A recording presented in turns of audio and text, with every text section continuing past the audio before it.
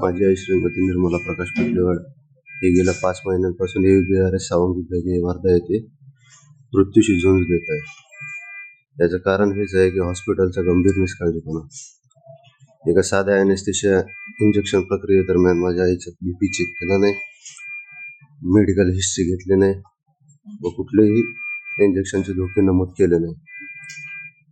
याचा परिणाम काय झाला? 3 ते 4 मिनिटात माझी आई बेशुद्ध झाली, तिला झटके आले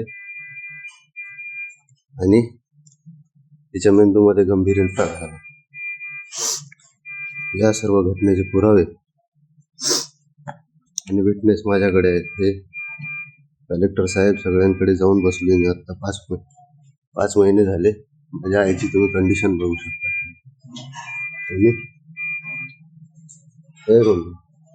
ना 5 महिन्यापासून जेवण केलंय त्यांनी, पूर्ण अपंगत्व आणून ठेवलंय तिच्यामध्ये. या प्रकारचा निष्काळजीपणा चालू आहे.